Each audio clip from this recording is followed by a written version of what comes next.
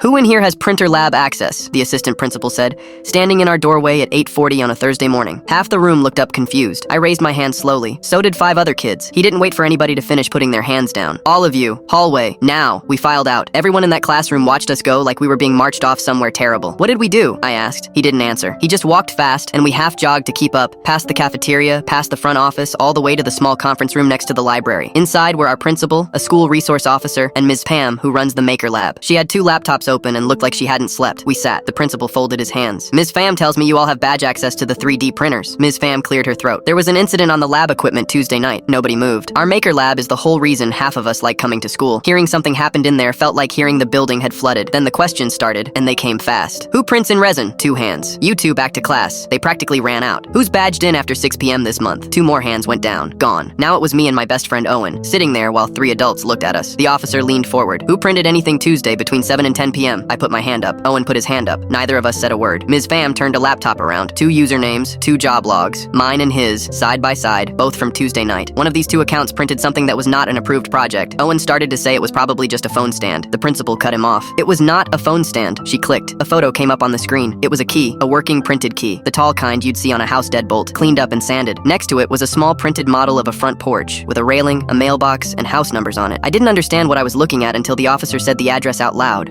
It was a 7th grader's house, a girl named Adizi, who I'd maybe spoken to twice. Somebody had gotten a photo of her keyring off a post she'd made, modeled the key from the picture, printed it, and printed her porch to go with it, right down to the numbers by her door. Whoever did it had left both on the lab shelf where she'd find them, because she has 5th period in that room. That's not a prank. That's someone telling a 12-year-old we can get inside. My stomach went cold. The officer looked at Owen. "The job was submitted from your badge," he said. Owen's face did something I've never seen it do. He kept shaking his head, saying he didn't, he wouldn't, he doesn't even know her. His voice cracked halfway through and he stopped trying to talk. They sent me back to class. I sat there for 2 periods not hearing anything. Here's how it turned around. Owen had lost his badge 3 weeks earlier and reported it to the front office, and there was a work order with a date on it. Then Ms. Pham pulled the lab door camera, which nobody our age even knew existed because it's mounted above the ceiling tile grid facing the printers. The footage from Tuesday at 8:20 p.m. showed a kid in the lab alone, and it wasn't Owen. It was a 9th grader who'd been in the lab club the year before and never turned in his old badge when he quit. He'd found Owen's lost one in the gym hallway and used that too, because his own had been deactivated. They matched his slicer settings across 4 other jobs that month. It was him every time. He was arrested, not suspended. Arrested. It turned out he'd been messaging a daze from 3 different accounts since September, and she'd blocked all of them.